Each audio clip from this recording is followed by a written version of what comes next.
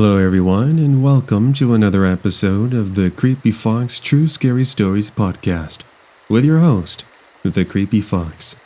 Tonight, join me as we relive and retell some spring break stories that were shared to me by subscribers such as yourselves. Just what sorts of scary events are we going to cover today? You're going to have to listen and find out. So grab that suitcase, pack your stuff, and let's get started with these true and scary spring break stories. Enjoy. Spring break-in. This happened in 2016, and it began when my older brother James came to visit me for his spring break. For some context, he had moved out just a year prior in 2015 to go to college, leaving just myself, my mom, my dad, and our 2 golden retrievers. At the time, he was 19, and I was 15. Just 4 years younger.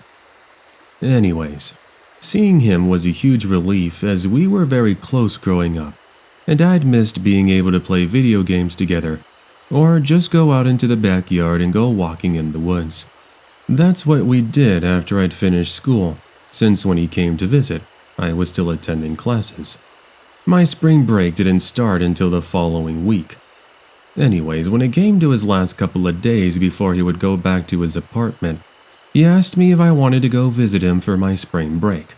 It could be an opportunity to get out of the house and experience what it's like to be away from the family, he had mentioned. My mom and dad both agreed it would be a pretty nice opportunity, and so with their blessing I packed up some clothing for the week, and we hit the road 2 days later on a Sunday. So far, I've just given you a bit of context to set up the scene, me visiting my brother for spring break. While things started off with a simple 5-hour road trip north, consisting of laughs, jokes, and junk food to accompany our adventure, little did I know the completely petrifying experience I was going to have just a few nights later. A memory that even as I share this with the Creepy Fox, will occasionally pop up in my head and make me go, wow, imagine if things went in the complete opposite direction. Fast forward to night number 3 at my brother's apartment. He had returned from his classes at approximately 2 p.m. and told me he'd have to meet up with some of his classmates later that evening, as they were getting together to do a study group. I was a bit disappointed, considering he told me that morning he would be free, but I did understand as his break was already over. My brother James promised he'd be back home no later than 8 p.m. and said he'd pass by the local pizzeria to pick up a large pepperoni pizza. Sounded like a plan. I told him I'd take the opportunity to take a nap and then maybe play some Overwatch on his Xbox. So after my brother takes a shower and does some cleaning up, he leaves me all by myself at approximately 4 p.m. I remembered I then played some Xbox for about an hour. And then I closed my eyes to get some rest at about 5:30 p.m. Now, I have yet to mention the apartment complex my brother lives in, but I guess it would sort of be a good time to mention it now, wouldn't it? As this is a decent-sized series of apartments next to each other, there are many other living spaces amongst us.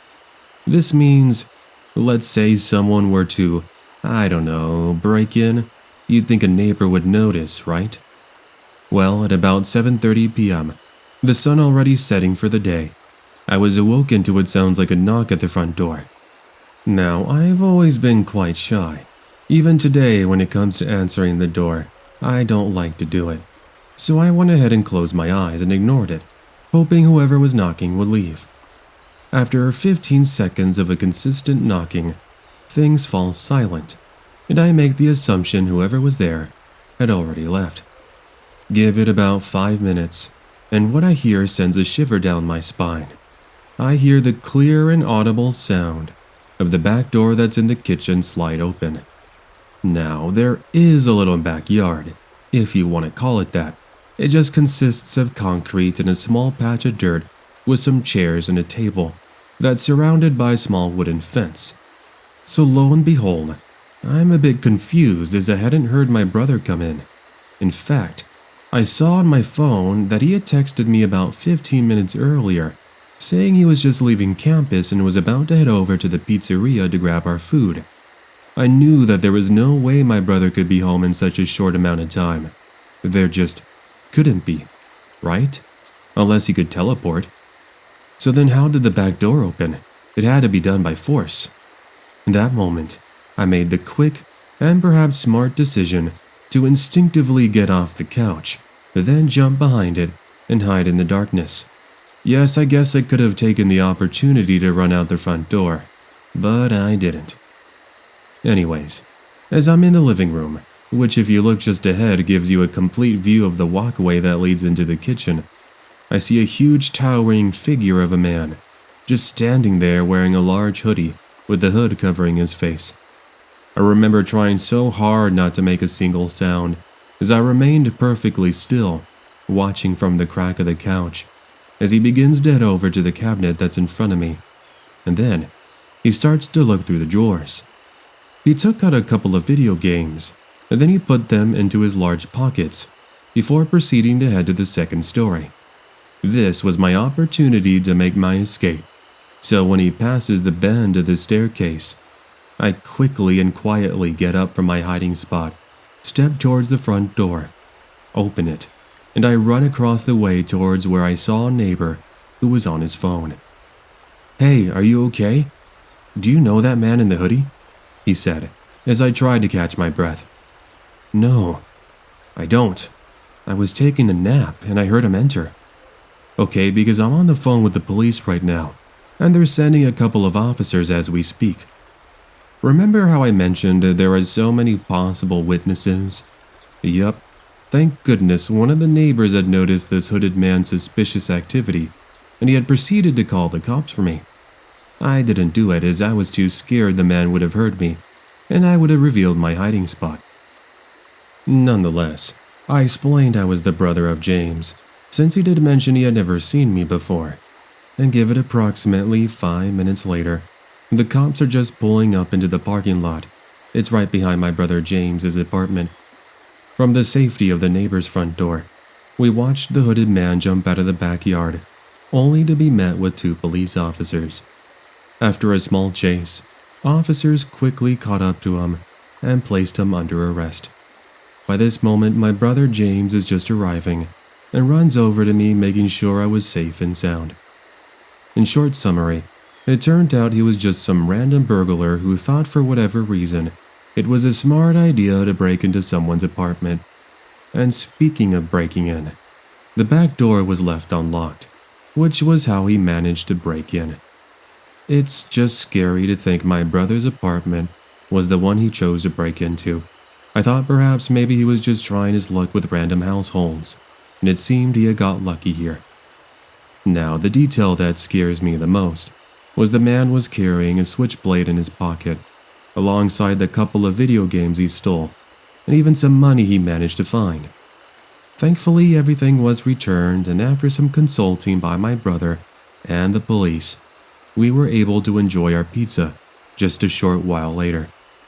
I'll admit, I did try my best not to let this scary incident ruin the rest of my vacation, but I'd be lying if I didn't admit I was paranoid to stay at the apartment all alone. I opted to join my brother at his community college the following days, and just stayed in the library playing video games on my laptop and taking advantage of the free internet. Even today, now as an almost 20-year-old myself, knocks at the front door still give me the chills. I know that chances are I'll never encounter that man again, but part of me still can't help but envision him whenever I'm home alone. Thank goodness for security cameras. This occurred 2 years ago during my spring break, and I was enjoying my day off from work, playing some video games with my friends on the PlayStation. For some context, I'm a single guy in my early 30s, and I live alone in my grandparents' house that had been passed down to me just a few years after they both passed away. I also live in a pretty ordinary suburban community, and nothing really occurs that could be considered a crime, other than maybe some teenagers tagging some walls or a kid stealing candy from the store. Nothing really special, to be honest. Well, as I sat there in my bedroom playing games and enjoying a pizza, I got a notification from my camera security system that there was movement out at my front door. A lot of times this gets mistaken for the mailman or even an animal, but considering it was 9 p.m., there's no way it could be anyone delivering a package. So I unlocked my phone, turning my attention away from the zombies on my television screen, and opened up the security camera. What I see was actually quite alarming, especially considering it's the nighttime and I'm all alone. There was a large figure in all black, trying to open my front door with what looks to be like a knife. Their face was hard to make out due to the medical mask they were wearing, which added to the already creepy factor. In that moment, I was also able to hear sounds at my front door, which confirmed my camera wasn't malfunctioning. At that moment, I activated the voice control that's part of the camera, and I told the stranger, "I have you on camera. I've already notified the police, and they're already on their way." The stranger was caught by surprise, because they suddenly stepped back, and after staring at the door for a number of seconds, they just casually walked off and disappeared out of the camera's view. Bear in mind, my friends are overhearing this on my headset, and they're confused as to whether or not I was pulling their leg or I was actually dealing with a potential home burglar. Cops were called, but no luck. Fast forward about a month later, the cops arrested a man who had broken into a neighbor's house further down the road after the homeowner was returning from grocery shopping and saw a figure jump through the side window. You want to know the scariest part? It was the same guy who tried to break into my home. How do I know? They didn't change their outfit. Same black sweater and jeans, medical mask covering their face. Also, cops found he was carrying the same knife which was caught on my camera. On one hand, I'm happy the burglar was arrested, but on the other hand, I'm still quite a bit spooked anytime there's a knock at the front door. Thank goodness for security cameras, I'll tell ya. If you're able to save enough money and get yourself a good security system, I would invest in doing so. That, or just get a shotgun or something. Whatever, it's your choice, not mine. Hey there friends, it's the Creepy Fox here. Just really quickly before we get on with the video, I just wanted to let you all know that in case you didn't know, I'm currently organizing a charity for St. Jude. We're trying to raise money and funds to help find cures for both common and rare diseases.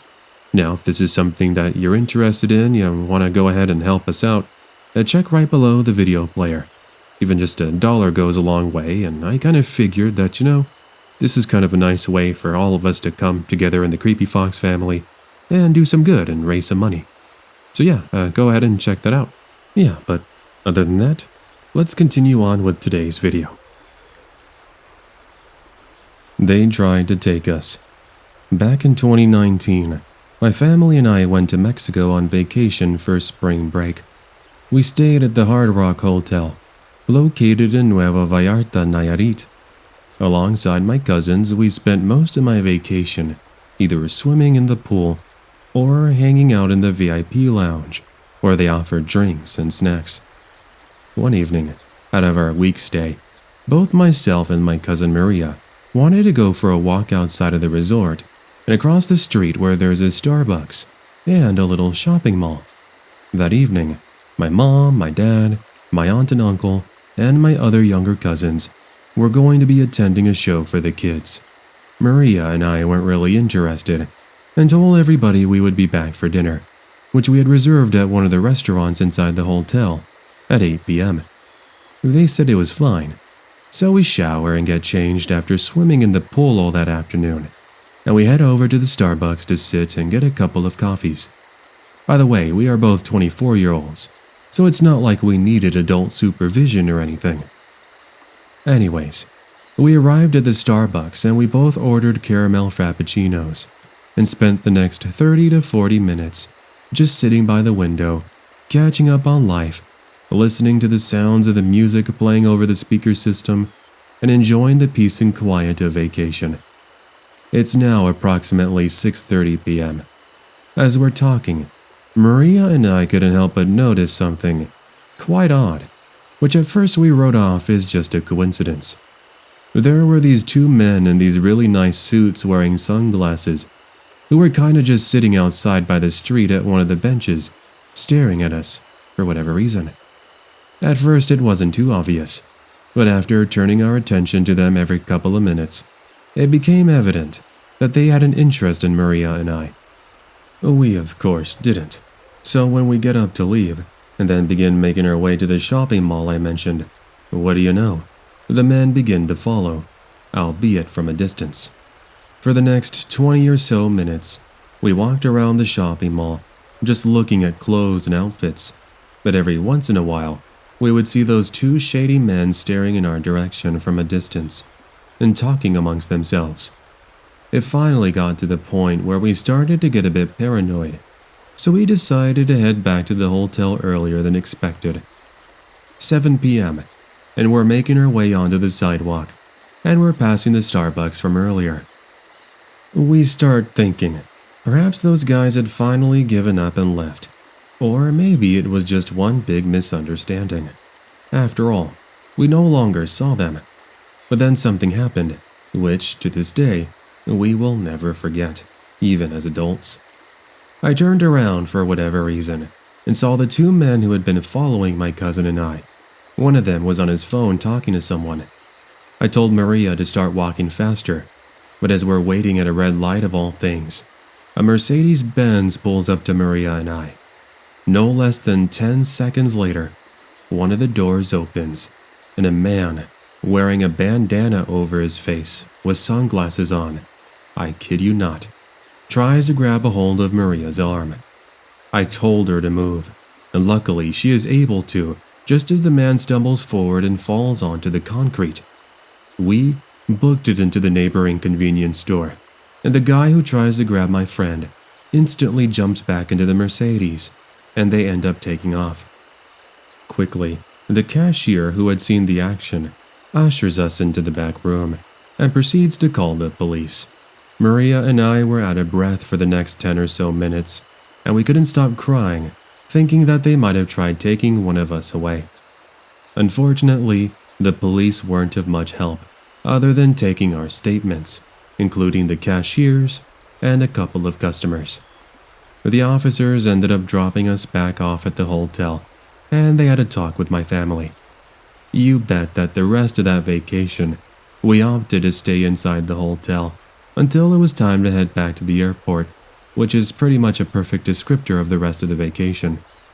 I still believe to this day that those guys were eyeballing us for a reason, and they had been in cahoots with the people in the Mercedes-Benz. Who knows what they had planned, although you do hear stories of people being taken in Mexico, which is scary to think about, that could have possibly been either me or Maria. My best advice, because to be honest, Nuevo Vallarta is relatively safe, so you wouldn't expect this sort of activity. Never leave the resort you're staying at, or better yet, make sure you're in a large group if you do plan on leaving. It's really sad to think, but there are some really evil people in this world, and this pretty much confirmed that you can never be too careful. I mean, look at my experience. Though it wasn't in broad daylight, it did happen in a pretty well-traveled area with a decent amount of people and witnesses. Anyways, anyone who's going to travel to another country, please be safe and learn from my lesson. By the way, as far as I know, they never caught those men, so they remain at large. Scary encounter with Mother Nature. It's kind of funny because I laugh whenever I tell this story to family or friends, but in its true honesty, when you're face to face with danger, there's nothing you should really be laughing about. Now, I have heard plenty of scary stories regarding people's experiences with people, but what about wildlife? Sure, Mother Nature provides some of the most beautiful vistas and creatures you can imagine, but what happens when you get in between a mother and their child? What could I possibly be rambling about, you might be wondering? Here's what I mean. This was 2 years ago, and it's just myself sitting in my backyard with a campfire, roasting some s'mores and listening to some music on my radio. For some context, it was during my spring break from school, and I was 20 years old. I live in rural Pennsylvania. Right behind my house is a large field, with an even larger set of woods behind it, only being separated by a dilapidated wooden fence. Anyways, it was roughly 9 p.m. My parents are already asleep, and as I mentioned, I'm just sitting there with my s'mores, all comfortable in my lawn chair. I don't know how I hadn't heard it, as my music wasn't even that loud. But out from seemingly out of nowhere, I see movement in my peripheral vision. A large, dark figure, but nothing like a human being. Lo and behold, it was a bear. A baby bear, to be exact. Instantly, my heart began to beat like a drum. Sure, who wouldn't want to see a cute baby bear face to face, and even pet them if they could? But anyone knows that this is all bad. Surely, if there's a cub, there's bound to be an overly protective mother. Instinctively, I started very cautiously trying to shoo the little guy away. "Hey, get out of here. Your mama's gotta be worried sick about you." Basically, not trying to scare the little guy away, or agitate either him or his mom, but giving him the hint he's got to leave, as I wasn't about to be on anybody's food list. Now, yes, I was at the time, and even today fully aware that there is wildlife in the surrounding woods, and we have gotten animals roam in our yard, such as deer, raccoons, and bears. But as I was very naive that evening, I hadn't really put it in my head that I should be inside my house. After all, my dad and I have spent countless evenings sitting in the backyard with a campfire, and we've never had any issues. Also, there is the fact that animals tend to avoid altercations and confrontations with us human beings. Nonetheless, the baby cub comes even closer. He's within petting distance and starts rummaging through my backpack filled with snacks, and now my heart beats even faster. A large bear is now approaching me from the fence, slowly but surely. This had to be the mom, and unless I did something, I was surely a goner. In case for whatever reason you live under a rock, you should probably know that you can't outrun a bear, even if you try. What was I to do? Should I have run? Should I have stayed perfectly still, or tried to scare them off? I did the latter, for whatever stupid reason, standing up and thinking of all the worst things I could possibly say and shout at the top of my lungs. The baby bear ran off, which solves that issue, but in my attempts to scare the couple off, I upset the adult bear. It now starts to run at me, and it's at this moment my life passes before my very own eyes. Everything then goes into slow motion. It's only when I realize that I was about to be mauled that I run in the opposite direction, even though I just finished telling you all that you can't outrun a bear. Thankfully, I wasn't too far from my porch, and the bear was still a decent ways from me that I can quickly jump up the steps, Superman dive into the living room through the back sliding door, and then prayed the bear wouldn't try breaking through said door. Thank the heavens above, the bear stopped at the bottom step of the patio, and we proceed to have this silent 10 or so second stare down before it turns the other way and runs off back in the woods with the baby cub. My mom and dad, who thought somebody broke in, quickly joined me in the living room seconds later and asked me why I was sweating so profusely and why was there so much noise. I proceed to give them a quick spark notes, and they laugh in my face, only to quickly change their mood once they see how serious I was. So anyways, that was basically my story. It's a bit different from your typical encounter with a creepy person, but nonetheless it's a story that reminds you all that just because you're relaxing outside in Mother Nature doesn't mean she doesn't have a few tricks up her sleeve, even if it is in your own backyard. Hey everyone, I hope you guys enjoyed today's narration. If you did and you're brand new around here, make sure to hit that subscribe button and the bell beside it. That way you'll be notified of any and all brand new videos that are coming to the Creepy Fox channel. Also, leave a comment telling me what you all thought. Which one of these stories was your favorite? Let me know. By the way, if you want to go ahead and support me in all future uploads, then consider getting some Creepy Fox merchandise.